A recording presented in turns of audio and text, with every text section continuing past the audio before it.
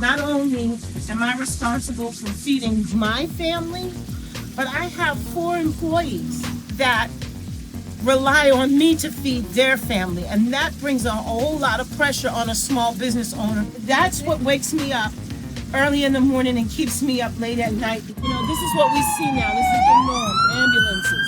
I've never seen anything like this in my entire life.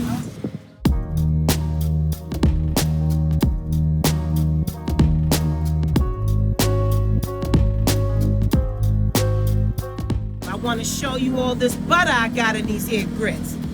Okay? And this your first time? Well, I promise you, my love, it is my goal to make sure it's not your last time, okay? Chef Tami, chef and owner of Harlem Seafood Soul, Harlem's first and only eco-friendly mobile kitchen, and a lifelong member of the Harlem community. Well, right now, we're about a month into this COVID-19 virus, and it's hit our community pretty hard with the stay-in-place order from the state and from the city of New York. The streets are really empty right now. Unfortunately, we're in the epicenter of this pandemic. I wasn't sure if I was gonna come out today. Of course, I have a compromised immune system. And I think, you know, as long as we practice the safe social distancing, then I think we'll be okay. Well, I'm hoping that we're okay. Being out here today is really, really heartbreaking and troubling for me because I have never seen 125th Street look like this. It's heartbreaking because this is where I grew up. And to see this devastation, the looks on people's faces, they're not sure what's gonna happen. You know, people are feeling like they're at their wits' end, and there's like a sadness and a desperation at the same time. Turn around here and show that sign somebody put up there, God bless Harlem, on the Adam Clayton Powell statue. If nothing else, the Harlem community has proved over the decades that I've been here that we're a strong community and we can bounce back from anything. They had us on the ropes, punch drunk on the ropes with the whole heroin thing back in the 60s and the 70s. And then we, you know, were pretty much knocked out for the count with the whole crack epidemic. And we survived that. One thing I can say for sure, that there's a strong sense of community here in Harlem. And that is what is going to sustain us. That's what has sustained us in all the years that I've been living here. So we're going to do 2 fish tacos. Yes, ma'am. Very good. Thank you. Right out. Yes, thank you so much. Thank you for stopping by Yes, today. definitely. I came out today. I have to make money. I'm not getting any assistance from the city, from any of the grants, or any from the government programs that are out. The most important thing that I've been doing is, if you can see, is I'm on this damn laptop computer all day on the IRS website, trying to get information from the state. I've applied for just about everything that's out there for the Payroll Protection Act, employee retention grants. We've jumped through every single hoop that the SBA and the government and the feds and the state has asked us for, and we've not gotten anything.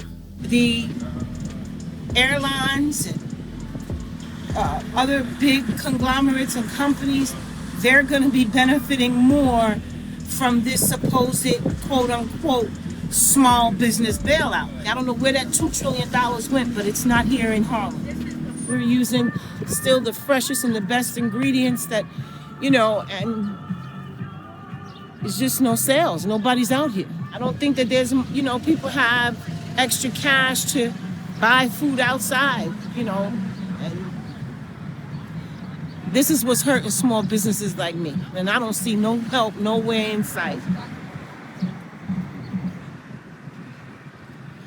Let me just take a deep breath and get myself together, because what I have to say is difficult. I have a lump in my throat. My chest is tight. 10 days ago, I got a call from my daughter. 4 o'clock in the morning, I go rush into her home, only to find that my ex-husband, her father, and the father of my children, we share grandchildren, is deceased from the virus. I had to put ice on his body, because that's what the coroner's offices here in New York is telling people to do, to ice the deceased person's body to slow down the decomp.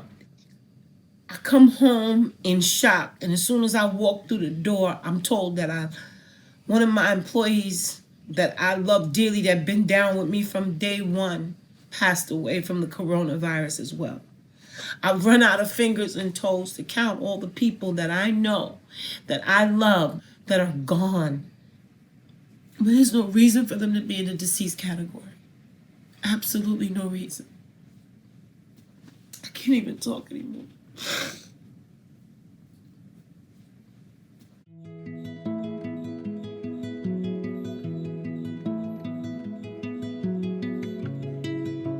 I just know that right now, realistically, my family, we need to eat every day.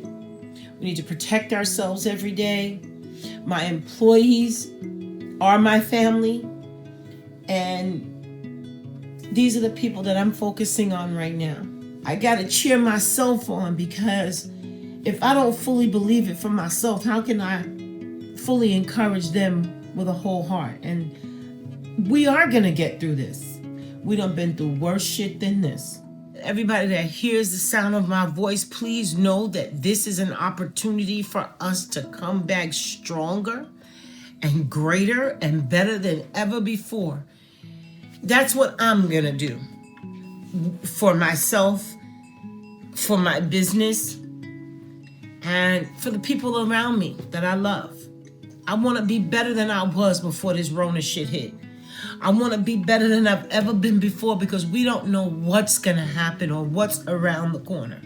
And that just gives you a resilience and a determination to be the best you can be while we have whatever time left we have here on this earth. We have to. That's basically it.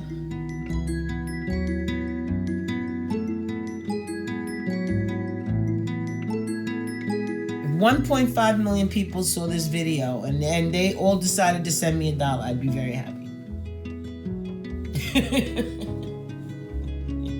You feel me?